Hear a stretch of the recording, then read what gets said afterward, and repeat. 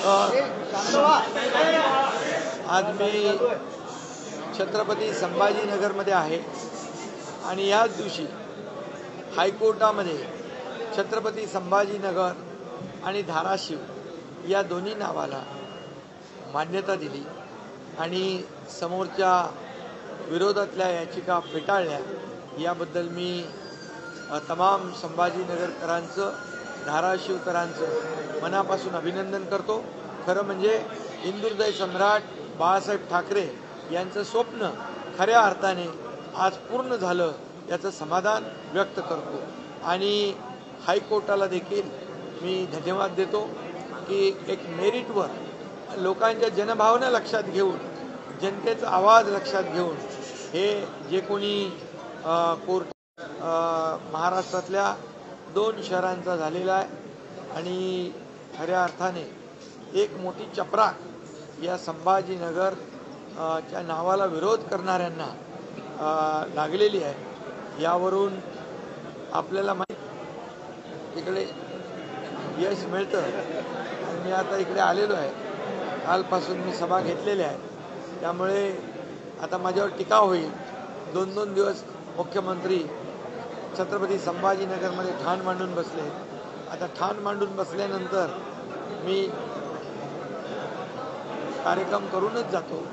तो करेक्ट कार्यक्रम संभाजीनगरमध्ये याचा कुणाचा व्हायचा तो होईल आणि संदीपान भुमरे महायुतीचे उमेदवार प्रचंड मताधिक्याने विजयी होतील आणि महायुतीचे सर्व पदाधिकारी कार्यकर्ते जोमाने शहरात ग्रामीण भागात काम करतात।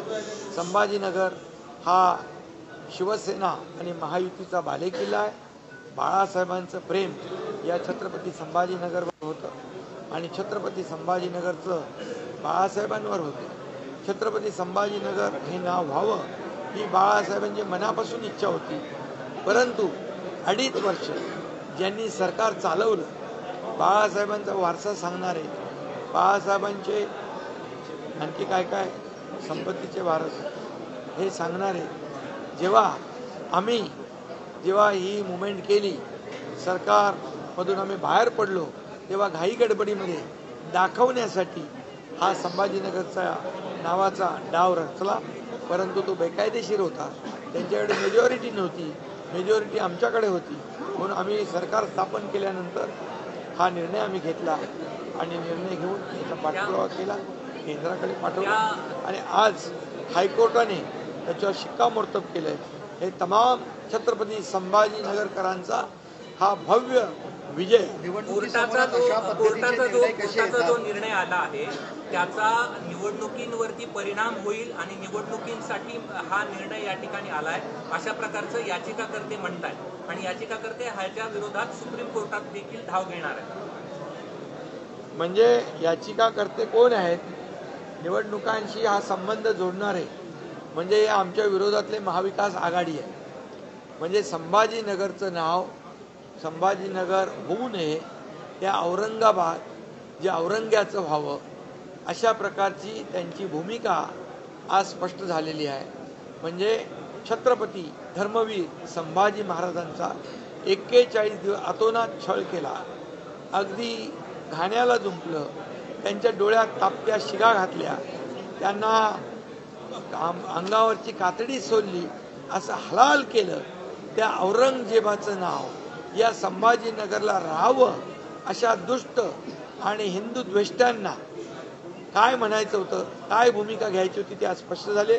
त्यामुळे छत्रपती संभाजीनगरची जनता ही या महाविकास आघाडीला धूळ चारल्याशिवाय राहणार नाही, कारण त्यांची भूमिका या निर्णयामुळे समोर आलेली आहे आणि म्हणून जनता शरद पवार असं म्हणाले की पुढच्या काळात हे पब्लिक है सब जानती है आणि त्यांचा धुवा या निवडणुकीमध्ये संभाजीनगरमध्ये हे संभाजीनगरमधले सर्व मतदार उडवतील। सर, शरद पवार असं म्हणाले की छोटे छोटे पक्ष आहेत आगामी काळात काँग्रेसमध्ये विलीन होतील असं पाकिस्तान, म्हणजे ते स्वतःही विलीन होणार अशा पद्धतीचे संकेत की काय म्हणावं? तसेच संकेत त्यांनी दिलेत असं म्हणावं। मला वाटतं आज माझ्यासोबत वन टू वन आमने सामने चर्चा करावी, मी कसं सगळं घालवलं तुम्ही ते सांगतो म्हणा. कोण आहे तो? त्याच्यासाठी आमचे प्रवक्ते आहेत ना. काल बारामतीमध्ये काल जे मतदान झालं त्यावर तुम्ही 5 आमदार घेऊन काँग्रेस सोबत जाणार होता असाही दावा राजन विचारण केलाय. वडट्टीवारांनी सुद्धा त्याला केलेलं आहे. धन्यवाद.